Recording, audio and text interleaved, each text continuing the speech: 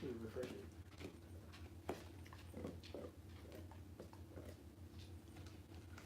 All right, here we go. All right, come. Ooh. All right, there we go. All right, shalom, shalom. Shalom. I'm the brother Kashakwala. Nathan Yala. We're from the GMS Atlanta Church, giving all glory, honor, and praises to Yahweh, Ba'ashem, Yahweh Shai, Ba'ashem, Rakapadash. Double honors to the apostles and elders of Great Millstone who rule well. Peace, love, salutation to the elect 140. Today, as you can see on the title of the lesson, it's the preparation of one another for the next tier to come in, okay? Because as long as we're preaching out here on the highways and byways, we're searching for the elect 144. And there's going to be people who are going to wake up to this thing. There's going to be brothers who are going to be, you can actually say intrigued or amused at the truth. The word amused means to divert someone's attention, okay? So if you're amused with the truth, your attention is diverted from the world onto Yahweh Ba'ashem Yahweh Shai. And there's going to be men who are coming up, who are potential elect 144, to want to come into fold. So we are to prepare for that next tier of brethren who's going to join the other side. So how do we, further in those preparations? We exhort, we admonish, we teach one another, we learn from one another, we listen to one another. Therefore, we can sharpen ourselves. So when that next tier comes in, we can be able to teach, exhort, admonish, and help them learn as well from the things that we picked up from the men above us, or from our elders. Did you want to say something? Oh yeah.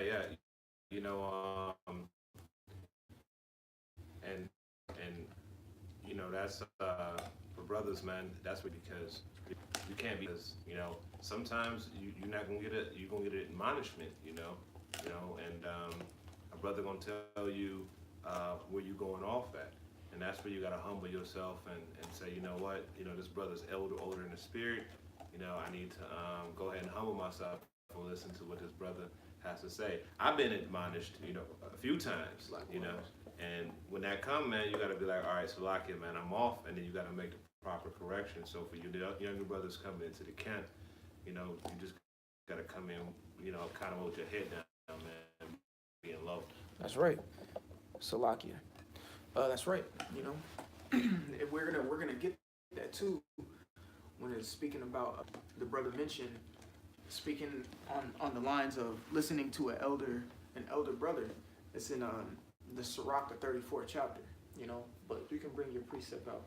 This is Romans chapter 15, verse 14, and it says, and I myself also am persuaded of you, my brethren, that you are full of goodness, filled with all knowledge, also to admonish one another. There you go. But he said, I am persuaded. And how was Paul persuaded? Through their actions. Okay, so reread that again. It says, Romans chapter 15 and 14, it says, and I myself also am persuaded of you, my brethren, that ye also are filled with goodness. Because they show it. All right? There's to be persuaded to do something, or be persuaded by something, it has to be shown to you. Okay? All right, so when he's writing to the Romans, he's like, man, y'all doing the good things. I'm persuaded. Okay, so keep going. And it says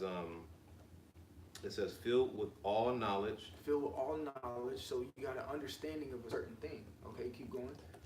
Able to admonish one another. Able to admonish one another. When you admonish one another, there's a scripture in Proverbs which says, iron sharpeneth iron. Okay, meaning you're what? You're whetting your sword. So you're whetting one another, and I mean WHET. All right, you're whetting each other's spirit. You're sharpening each other's spirit. All right, which is the admonishment part. Mm-hmm. All right, so keep going. And it says, nevertheless, brethren, I have written the more boldly unto you in some sort, as putting you in mind, because of the grace that was given to me of power. That was pretty much it. But even so, he says, by putting you into the mind, you put one another. Hey, we walk an individual walk, okay? but we still have men to bump us in the right direction because we're still a team. You know, Kobe Bryant, main example. Kobe Bryant, number 3 all-time leading scorer. He did that. But to win 5 championships, he needed a Pau Gasol. He needed a Shaq. He needed a Robert Horry, so on and so forth, a Derek Fisher. He was still a team, but he walked his individual path to win the MVPs, to win some of the finals MVPs, to be number 3 all-time leading scorer. Those are individual records. It's the same thing with us. We admonish one another, keep each other sharp, bump each other on the right path, but we still take our same path. But it's sharpening one another. We're sharpening one another because we're on the same team. We're trying to accomplish the same goal, you know? And you have, like younger brothers, when they come in, the elder brothers guide them, and we go off. You got to think of it like a body, like a real body. Like the body can't function properly, you know what I'm saying? If the lungs ain't working right, So when you think about it as us as a body, we keep each other in order, starting from the top down, and that right there is a beautiful thing, because we don't want you to go off. We want to stay on point, That's right. That's right. The scriptures say the harvest is plenteous, but the laborers are few. Why would we want any brother to fall out of this thing or not have the correct tools to conduct the work? There would be more labor for us, if you know what I'm saying. I'm not saying that we're lazy, but hey, we need men to do the work, okay? And we need to sharpen other men for the next tier of men to show them how to do it. Simple as that, okay? So you can go to Hebrews 3 and 13 really quick. Hebrews 3 and 13. Okay. This is Hebrews 3, chapter 13. And it says, but exhort one another daily while it is called today. That's right. Exhort one another daily while it's called today. Hold James. I think James 4 says, do not today or tomorrow, if you know what I'm saying. Okay. But it says exhort one another daily while it's called today. While you have the chance, pretty much. While we're in our grace period, use it. Take advantage of it. Because there's going to be a day where all hell's going to break loose, and it's going to be a very dark, gloomy day. And you're not going to have the time to sit down and go through a brother and break down this chapter. Tell him that he needs to do this in the spirit. Bring out the scripture that shows the wisdom and the light. No, you're not going to have that time when Yahweh Ba'Shem Yahushai totally closes the curtain on this place. Okay? Exhort one another daily. Take advantage of it. You're exhorting, you're sharpening. You're preparing. All right? When you go into the word trim, it means to prepare oneself. All right? So you admonishing and trimming and teaching while today is called today, you're trimming that other brother. Simple as that. And when you continue to trim one another, you'll be prepared for the next tier of men to come in the same thing that you're doing, and therefore you have more laborers to join you. Say James 4 and 13.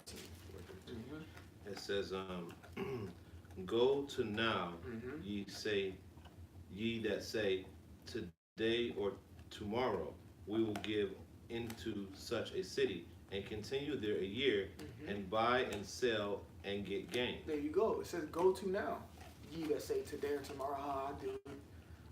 This brother hit me up yesterday, right? Yeah. He hit me up yesterday. Hey, bro, you think we can go through some stuff? I was like, yeah, I'm off. You're off. I was like, you want me to come your way? You want to come mine? What's up?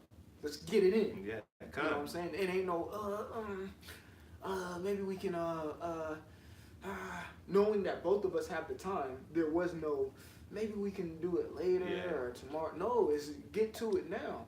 Get your lazy ass up. Stop procrastinating and go edify a brother. And even I'm gonna say this too. Edification goes both ways from a teacher and a student.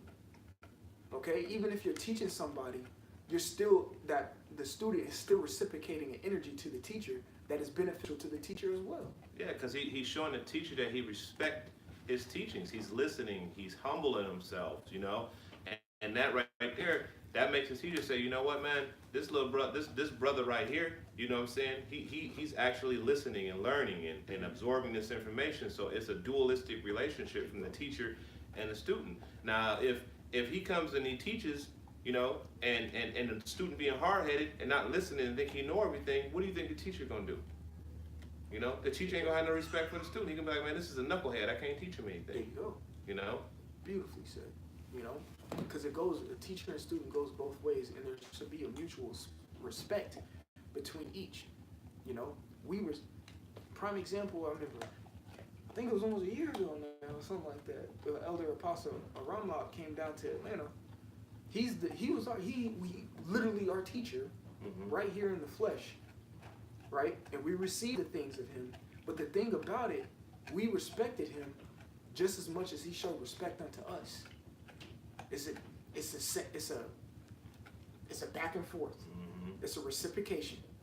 The teacher should show the student should show respect to the teacher, and the teacher will reciprocate that same energy back to him. I can work with this man. He's sincere. The scriptures say in 1 Corinthians 8:1 that charity edifieth, man. It's the reciprocation of things. But reread. Hold James and reread Hebrews 3:13.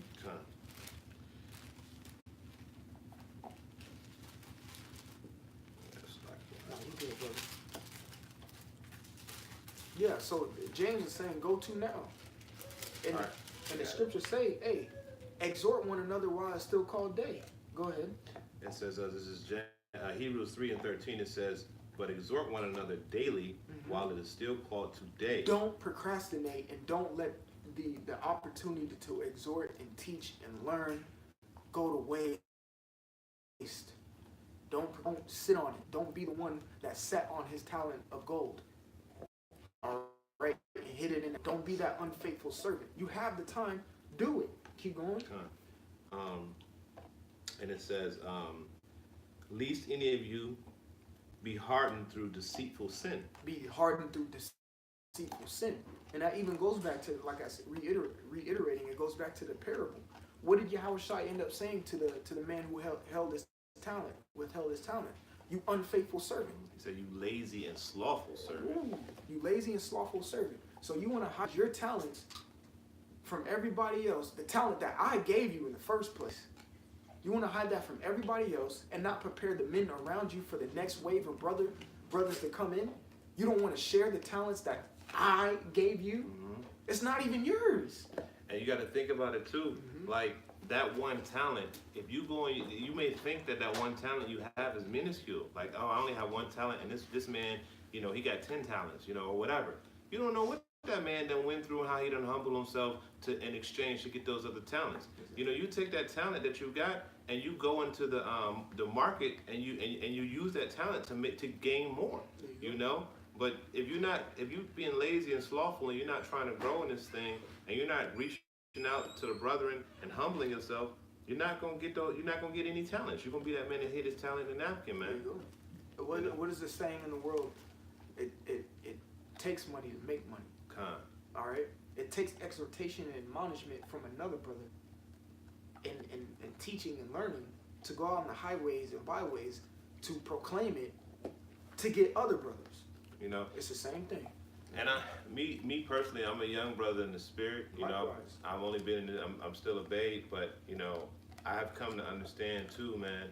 We've been in the world longer than we've been in the spirit. Yes. You see, so if you've been in the world longer than you've been in the spirit, you need somebody that's been in the spirit longer than you to guide you. There you go. Hold that, because now I want to get this. This is Ecclesiasticus of Sirach, chapter 34, verse 9. It says, a man that hath traveled knoweth many things, and he that hath much experience will declare wisdom. Okay? He that hath much experience will declare it. All right? Meaning a proclamation. Okay? And he's going to have an orientation. Who's doing this right now? The great millstone, GMS, apostles and elders, starting from Apostle Tahar, Apostle Gabar, Apostle Rakar, all the way to Apostle Ariamla on down, and the elders on down, all the elders, man, on down to little old me and you, man. But they declared it, okay, because they traveled in this thing. All right, they've been in it for decades. They've been studying it for decades. All right, continuing, says verse 10, he that hath no experience knoweth little. Okay, me myself personally, like the brother just said, hey, we're young babes in this. Okay, we don't know much. We still need to learn. We still want to learn. We're still a sponge and soaking these things in. I don't care if you've been in for 5 years, 6 years. You are still a pup. You're still a pup in this. You're still a 6-year-old little boy in the truth. Just being real. You got to learn from the men who are 30 years old in this truth. A full-grown adult. All right? It says, continuing, it says, but he that hath traveled is full of prudence. The word prudence means to be wise. All right? But one who's traveled. All right? Men have traveled in this truth. All right? Verse 11, when I traveled, I saw many things, and I understand more than I can express. You know how you have, you've seen things that you really just can't understand. Yeah, it's like that movie, The Matrix. You said you cannot be told what the Matrix is. You got to see it for yourself. You know, you gotta experience it. Right. There's some things that the only way, like the brother said and quoted from Matrix, there's some things that you can't explain, you have to experience. And the explanation will come through the experience. You know, simple as that. Just on a low scale, a roller coaster ride. Okay? I can't explain to you how I felt. Hey, my stomach. You're not going to understand how I felt unless you go experience the ride. Right. You know what I'm saying? It's that simple, you know? Mm-hmm. So you can keep going in that. And if you wanted to expound, go ahead, brother. What was that? 3 and 13. 3 and 13. And we're not going to make this lesson too long. We just wanted to get the point across because we can see in the spirit there's a lot of people waking up to this. Right. And there's another tier that's going to come in. So me, myself, and I, this brother, and the brothers, you know, and I'm speaking of the GMS Atlanta Perspective Camp, we got to sharpen one another. All right? And that goes for every camp and every brother who's sincere about what they do. Okay? We have to sharpen one another because we can see a flood about to come. You know, keep going. It says, "Lest any of you be hardened through the deceitfulness of sin." And, you know, by you not exhorting one another and leaning on a brother, you can lean to your own understanding. You know? That's right. And when you lean to your understanding, it may become deceitful sin. You may be deceived by your own heart, man. And that happens all the time. And there are situations, me personally, that has happened to me in this truth where I lean to my own understanding, and I was totally off. And I'm like, and you know, hey, I got a hard admonishment for it, you know, but that correction was necessary, you know, so I won't make that error again, you know. Instead of leaning to your own understanding, man, hit up a brother, man, and say, hey, you know, hey, sometimes you may not even know what you need to hit a brother up for. You know, you may just be lost in the sauce. And, you know, just like I called this brother, man, I said, man, listen, man, there's things that I should know that I do not know, you know. And I didn't give him, he didn't say, like, what, you know. He didn't say, well, what don't you know? Well, I don't know. That's you know what I'm saying? That's what I'm asking you, you know. And you got to be humble enough to ask those questions, man. And then the brother said, okay, well, you know what? Let's start from the beginning, you know, and we'll build from that. Perfect, you know, perfect. Let's start from the beginning. There you go. The scriptures say, always seek counsel. I'm trying to find where it's at. Lost my train of thought, but always seek counsel, you know. Always seek counsel. Always get advice. Don't do anything off your own will. Be willy-nilly about things. Bishop Atazawam here always says, don't go off feelings and impulse. Go off what the Spirit says. All right? You don't just say something and it not be a fact. Go with the facts. A fact of the matter is the Spirit is always right. So as long as you keep yourself in that on that path of following the Spirit and not grieving the Holy Spirit, you're always going to be right. And one of the things that the Spirit tells you to do is seek advice from an elderly brother or someone who is traveled, you know. I got what you was looking for right here. This is Proverbs 11 and 14. Whereas where no counsel is, the people fall. There you go. Where no counsel is, the people fall. Okay, keep going. But in the magnitude of counselors, there is safety. When the magnitude of counselors, there is safety, because you're always going to get a sound advice. If you notice one thing, you may be like, hey, I want to do this. Maybe I should ask. You ask this brother, he gives you something. You ask another brother, he gives you something. And you ask another brother, and he gives you something. But all three of their advices, even though you talk to them separately and they weren't even in the same vicinity of one another, all had the same three answers. It's the Spirit. It's the Spirit. They either say, yeah, you should do it. Yeah, you should do it. Yeah, you should do it. Then do it. No, bro, chill. Mm-hmm. Hey, bro, I'll fall back. Mm-hmm. Hey, man, I don't know you should do that. Don't do it. Listen to the counselors, because it's a wise thing to do. They're giving you wise advice and admonishment. Mm-hmm. So now you know what to do and what not to do. Therefore, you're ready for the next tier to come in, so you can tell him, bro, trust me, because I've traveled and experienced it. Don't do this, or do this way. You know? Hey, you know, just to give a quick example, when I'm teaching my children, I ask you know, on a carnal level, I say, who's been on this earth longer? Who had many more years, you or me? And they would say, you have. And I said, who has more experience? They said, well, you have. I would say, well, then I know, and you don't know. Mm-hmm. Well, it's the same in the Spirit. Who's been in the Spirit longer? You know? Mm-hmm. So who would know better? Would it be them or would it be you? Exactly. It would be them, because they've been in the Spirit longer. They've experienced these things. That's you right. know? Which I wanted to bring out, because this all goes down. We can close on this too. This all goes down to brotherly love, because unless you, the men that come and teach you and want to sharpen you, they love you. The men that admonish you, that exhort you, they love you. That's right. You see what I'm saying? So that's when it all boils down to, is brotherly love. And I'm just going to end it on this this quick scripture. This is Hebrews chapter 13 and 1. It says, let brotherly love continue. Simple. You know? You got it, bro. And basically, what he's saying is, man, you know, the brothers love each other, man, and this is a brotherhood, man, you know, and in this thing, you know, you got to humble yourself and understand that even if you're being admonished or rebuked, you're being correct. Hey, man, the grass don't like being cut, but they like looking pretty. You know what I'm saying? That's right. I ain't never heard that one before. So, you know, like, listen, it's a painful thing to be corrected, but when you correct it, you're gonna be better off, man, and that only comes because the brother cares about you, man. That's right. And hey, with that correction, you're going to be able to help the next tier of brothers to come in, and prepare them for the next and the next. It's a cycle, you know. So, hey, Lord willing, that was edifying. Hey, and always remember, there's always somebody watching us. There's always somebody who's intrigued by this truth and who needs to be taught. We got to show the compassion. We got to analyze situations and make sure we're doing and saying the right thing to put forth a good example to the ones who may know about it but not be as knowledgeable.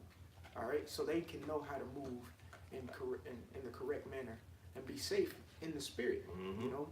So, Lord willing, again, this lesson was edifying. I'm the brother Kashakwala Nathaniela from the GMS Atlanta Church here in Georgia, giving all glory, honor, and praises to Yahweh, Bahashim, Yahweh Shai, Bahashim, Rachafadash. Double honors to the apostles and elders of Great Millstone who rule well. Peace, love, salutation to the elect 144. And like always, Shalom. Shalom.